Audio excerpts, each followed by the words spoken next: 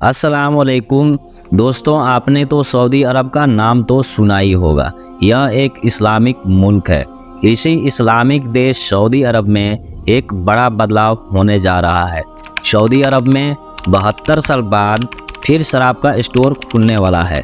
खबरों के मुताबिक बताया जा रहा है कि राजधानी रियाद में शराब की पहली दुकान खुलने जा रही है। दोस्तों, यह वही सऊदी अरब शराब पीने पर सजा देती थी, शराब पर प्रतिबंध लगाया था। अब देखो, यही सऊदी अरब अब शराब की दुकान खोलने जा रहा है। अल्लाहू अकबर। पता नहीं आगे अभी क्या क्या देखने को मिलेगा। खैर, आइए जानते हैं इसको गहराई से कि शराब का कारोबार कर रहे हैं, इसके पीछे आखिर क्या रीज़न है कि सऊदी अरब में शराब का स्टोर खोला जा रहा है। आप सब तो जानते ही होंगे कि सऊदी अरब मुल्क की इनकम ज़्यादातर तेलों से होता है। सऊदी के क्राउन प्रिंस मोहम्मद बिन सलमान यह बखूबी जानते हैं, हम केवल एक तेल के आयात पर निर्भर नहीं रह सकते हैं, क्योंकि एक ना एक दिन तो ये तेल की मात्रा कम होने वाली है। तो क्यों नहीं पहले से ही हम कोई और कारोबार का व्यवस्था करें।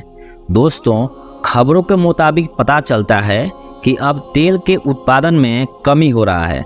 इसका कारण यह है कि जहां से तेल निकाला जाता है वहां पर नीचे जमीन में तेल की मात्रा दिन प्रतिदिन कम होती जा रही है। दोस्तों, यही कारण है कि तेल की महंगाई इतनी तेजी से बढ़ रही है। जाहिर सी बात है दोस्तों, अगर इनकम आना बंद हो जाएगा तो सऊदी अरब के मुल्क की आर्थिक स्थिति पर खराब असर कर सकती है।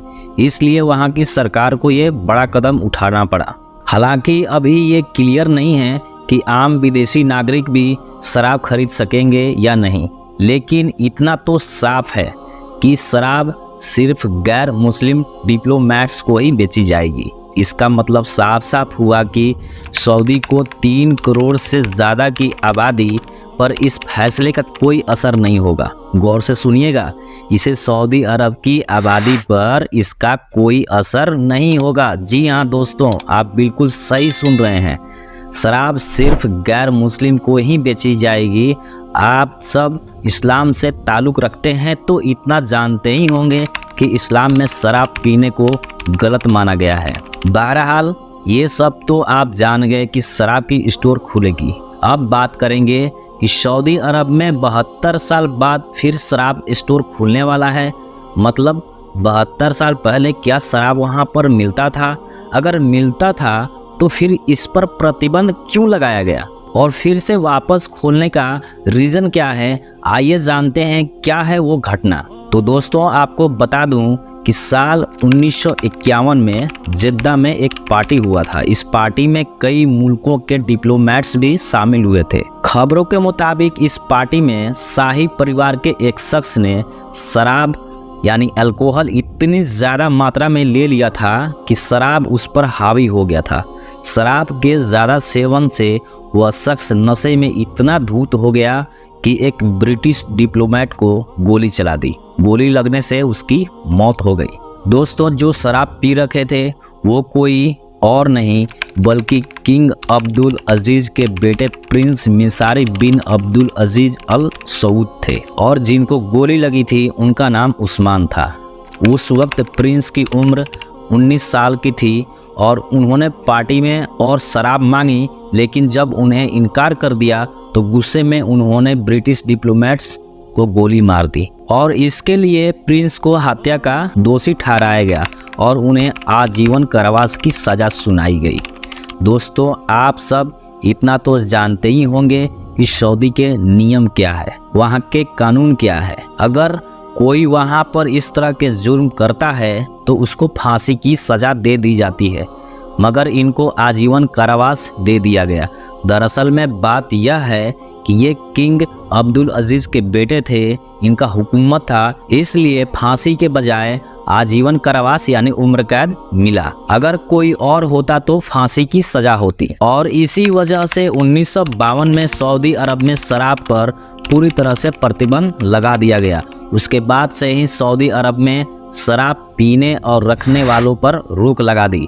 अगर कोई शख्स इस जुर्म को करता है तो पकड़े जाने पर जुर्माना मिलती है और उस शख्स को कैद कर दिया जाता है, या फिर कोड़े मारने और जो बाहरी मुल्क के लोग हुआ करते हैं उन्हें उनको अपने मुल्क में वापस भेजने का कानून भी है। तो दोस्तों, आप सब तो अब जान गए कि क्या वजह था कि शराब पर 72 साल पहले रोक लगा दी गई थी। दोस्तों, आप सब तो जानते हैं कि हमारे इस्लाम मजहब में शराब को हराम माना जाता है।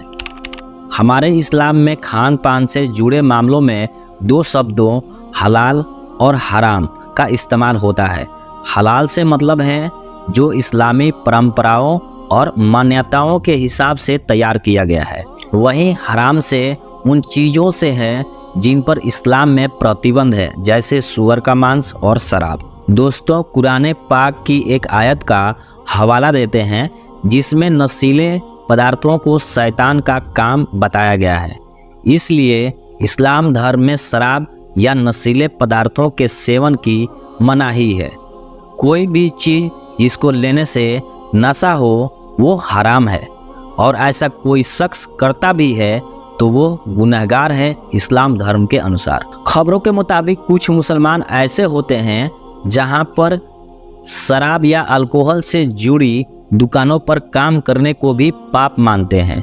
मसलन शराब परोसने वाले रेस्टोरेंट में काम करने को भी हराम मानते हैं। अल्कोहल वाली परफ्यूम का इस्तेमाल करने से भी परहेज करते हैं और ऐसे प्रोग्राम में नहीं जाते हैं जहां पर शराब परोसी जाती हो। कई ऐसे इस्लामिक मुल्क है जहां पर शराब बैन है, जैसे कि सऊदी अरब, यमन, पाकिस्तान, मालदीव, कुवैत और लीबिया। ऐसे कई मुल्क हैं।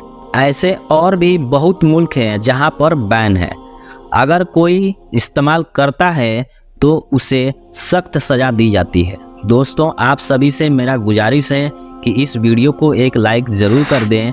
आपको एक लाइक करने से हमारा मनोबल बढ़ता है, और हाँ, हमारे चैनल को सब्सक्राइब भी ज़रूर कर दें। फिर मिलते हैं एक नए वीडियो के साथ में। तब तक के लिए अस्सलाम वालेकुम, अल्लाह हाफिज़।